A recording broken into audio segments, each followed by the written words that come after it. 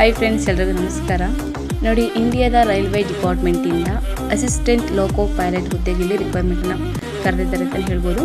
ಮೊದಲನೇದಾಗಿ ನಾವು ಇದರ ಒಂದು ಅಪ್ಲಿಕೇಶನ್ ಡೇಟ್ ನೋಡೋದಾದರೆ 12/4/2025ಕ್ಕೆ ಅಪ್ಲಿಕೇಶನ್ ಡೇಟ್ ಓಪನ್ ಆಗಿದೆ ಮತ್ತು ಕ್ಲೋಸಿಂಗ್ ಡೇಟ್ 11/5/2025ಕ್ಕೆ ಲಾಸ್ಟ್ ಡೇಟ್ ಇರುತ್ತೆ. ಮತ್ತು ಫೀಸ್ ಪೇಮೆಂಟ್ ಕೂಡ 13/5/2025ಕ್ಕೆ ಲಾಸ್ಟ್ ಡೇಟ್ ಇರುತ್ತೆ. ಮತ್ತು ನೀವು ಅಪ್ಲಿಕೇಶನ್ ಹಾಕಬೇಕಾದ್ರೆ ಏನಾದ್ರು ರಾಂಗ್ ಮಾಡಿದರೆ ಅದರ ಒಂದು ಕರೆಕ್ಷನ್ ಅಥವಾ ಮಾಡಿಫಿಕೇಷನ್ಗೋಸ್ಕರ ದಿನಾಂಕ 14/5/2025ರಿಂದ ದಿನಾಂಕ 23/5/2025 ತನಕ ಡೇಟ್ ಕೊಟ್ಟಿರ್ತಾರೆ. ನೀವು ಈ ಡೇಟ್ ಒಳಗಡೆ ನೀವು ಮಾಡಿಫಿಕೇಷನ್ ಮಾಡ್ಕೋಬೋದು. ಓಕೆ,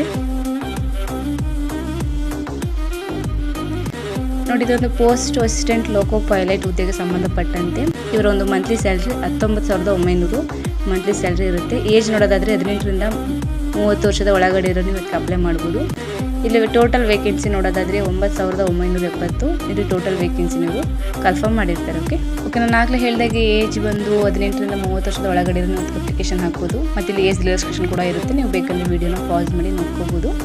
ನಂತರ ಎಕ್ಸಾಮ್ ಫೀಸ್ ನೋಡೋದಾದರೆ SC ST ex service man female category ಹಾಗೂ ಟ್ರಾನ್ಸ್ಜೆಂಡರ್ ಹಾಗೂ ಎಕನಾಮಿಕಲಿ ಬ್ಯಾಕ್ವರ್ಡ್ ಕ್ಲಾಸಸ್ವರಿಗೆ 250 ಅಷ್ಟು ಫೀಸ್ ಇರುತ್ತೆ. ನೀವು ಫಸ್ಟು CPT ಟೆಸ್ಟ್ ನೀವು ಅಟೆಂಡ್ ಮಾಡಿದ ತಕ್ಷಣ ನಿಮಗೆ ಈ ಒಂದು 250 ಅಮೌಂಟ್ ನಿಮಗೆ ರೀಫಂಡ್ ಆಗುತ್ತೆ. ಓಕೆ, ಇನ್ನುಳಿದ ಎಲ್ಲ ಅಭ್ಯರ್ಥಿಗಳಿಗೆ 500 rupees ಅಷ್ಟು ನಿಮಗೆ ಫೀಸ್ ಇರುತ್ತೆ. ನೀವು ಫಸ್ಟು CPT ಟೆಸ್ಟ್ ನೀವು ಅಟೆಂಡ್ ಮಾಡಿದ ತಕ್ಷಣ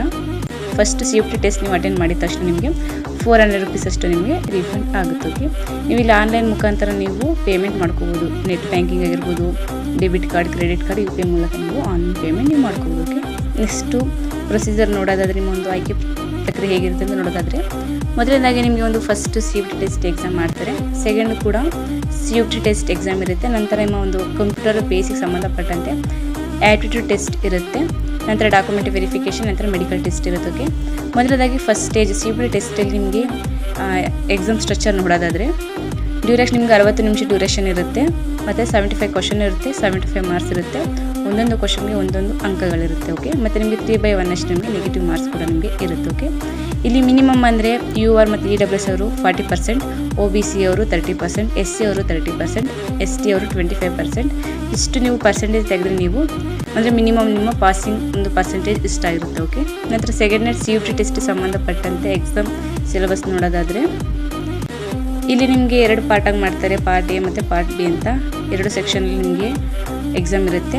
2 hours 30 minutes ನಿಮಗೆ ಟೈಮ್ ಇರುತ್ತೆ. ಓಕೆ, ಟೋಟಲಾಗಿ 175 ನಿಮಗೆ ಕ್ವಶನ್ ಇರುತ್ತೆ. A ಪಾರ್ಟಲ್ಲಿ 90 minutes ಟೈಮ್ ಇರುತ್ತೆ, 100 ಕ್ವಶನ್ ಇರುತ್ತೆ. B ಪಾರ್ಟಲ್ಲಿ 60 minutes ಟೈಮ್ ಇರುತ್ತೆ, 75 ಕ್ವಶನ್ಸ್ ಇರುತ್ತೆ. ಓಕೆ, ಇಲ್ಲೂ ಕೂಡ ನಿಮಗೆ 3/1 ಅಷ್ಟು ನಿಮಗೆ ನೆಗೆಟಿವ್ ಮಾರ್ಕ್ಸ್ ಕೂಡ ಇರುತ್ತೆ. ಓಕೆ, ಇದಿಷ್ಟು ಸೆಕೆಂಡ್ CPT ಟೆಸ್ಟ್ ಸಂಬಂಧಪಟ್ಟಂತೆ ಇರುತ್ತೆ. ಓಕೆ, ಇದಾದ ನಂತರ ನಿಮಗೆ ಕಂಪ್ಯೂಟರ್ ಬೇಸ್ಡ್ ಆ್ಯಪ್ಟಿಟ್ಯೂಡ್ ಟೆಸ್ಟ್ ಕೂಡ ಇರುತ್ತೆ. ನಂತರ ನಿಮ್ಮ ಒಂದು ಡಾಕ್ಯುಮೆಂಟ್ ವೆರಿಫಿಕೇಷನ್ ಮಾಡ್ತಾರೆ. ಓಕೆ, ನಂತರ ಈ ಒಂದು ಹುದ್ದೆಗೆ ಸಂಬಂಧಪಟ್ಟಂತೆ ಎಜುಕೇಷನ್ ಕ್ವಾಲಿಫಿಕೇಷನ್ ನೋಡೋದಾದರೆ 10th SSLC ಪಾಸ್ ಆಗಿರೋ ಜೊತೆಗೆ ನೀವು ITIನ ನೀವು ಪಾಸ್ ಆಗಿರೋದು ಕೂಡ ನೀವು ಇದಕ್ಕೆ ಅಪ್ಲೈ ಮಾಡ್ಬೋದು. ಅಂದರೆ ಮೆಟ್ರಿಕ್ಯುಲೇಷನ್ ಅಥವಾ SSLC plus 3 years diploma in mechanical, electrical, electronics, automobile engineering ಆಗಿರೋರು ನೀವು ಇದಕ್ಕೆ ಅಪ್ಲಿಕೇಶನ್ ಹಾಕ್ಬೋದು. ಓಕೆ, ನಂತರ ಇದು ನೋಡಿ ವೇಕೆನ್ಸಿ ಸಂಬಂಧಪಟ್ಟಂತೆ ಇಲ್ಲಿ ಯಾವ ರೈಲ್ವೆ ಇಲಾಖೆಯಲ್ಲಿ ಯಾವ ಕ್ಯಾಟಗರಿಯಲ್ಲಿ ಎಷ್ಟೆಷ್ಟು ವೇಕೆನ್ಸಿನ ಕನ್ಫರ್ಮ್ ಮಾಡಿದ್ದಾರೆ ಅಂತ ಇಲ್ಲಿ ಕೊಟ್ಟಿದ್ದಾರೆ. ನೀವು ವಿಡಿಯೋನ ಪಾಸ್ ಮಾಡಿ ನೀವು ನೋಡ್ಕೋಬೋದು. ಸೊ ಟೋಟಲಾಗಿ ನೋಡೋದಾದರೆ ಇಲ್ಲಿ 9,970 ಅಷ್ಟು ಇದು ವೇಕೆನ್ಸಿ ಇವರು ಕನ್ಫರ್ಮ್ ಮಾಡಿದ್ದಾರೆ. ಓಕೆ, ಸೊ ಇದಿಷ್ಟು ಈ ಒಂದು ರಿಕ್ವೈರ್ಮೆಂಟ್ ಸಂಬಂಧಪಟ್ಟಂತೆ ಮಾಹಿತಿಯಾಗಿರುತ್ತೆ. ಸೊ ಇದ್ರ ಬಗ್ಗೆ ನೀವು ಹೆಚ್ಚಿನ ಮಾಹಿತಿ ಬೇಕು ಅಂದರೆ ನೀವು ವಿಡಿಯೋ ಡಿಸ್ಕ್ರಿಪ್ಷನಲ್ಲಿ ಲಿಂಕ್ ಕೊಟ್ಟಿರ್ತೀವಿ. ಲಿಂಕ್ ಕ್ಲಿಕ್ ಮಾಡಿ ನೀವು ಅಪ್ಲೈ ಮಾಡ್ಬೋದು. ಓಕೆ, ಮತ್ತು ಇದ್ರ ಬಗ್ಗೆ ಹೆಚ್ಚಿನ ಮಾಹಿತಿನ ನೀವು ತಗೋಬೋದು. ಮತ್ತು ನಿಮ್ಗೆ ಗೊತ್ತಾಗಿ ನಿಮ್ಮ ಫ್ರೆಂಡ್ಸ್ ಕೂಡ ಇದನ್ನು ಶೇರ್ ಮಾಡಿ ಅವರು ಕೂಡ ಅಪ್ಲೈ ಮಾಡಲಿ ಅಂತ ಹೇಳ್ತಾ, ಹೀಗೆ ಹೆಚ್ಚಿನ ಜಾಬ್ ಅಪ್ಡೇಟ್ಸ್ಗಾಗಿ ನಮ್ಮ ಯೂಟ್ಯೂಬ್ ಚಾನಲ್ ಸಬ್ಸ್ಕ್ರೈಬ್ ಮಾಡಿ ಸಪೋರ್ಟ್ ಮಾಡಿ ಫ್ರೆಂಡ್ಸ್. Thank you.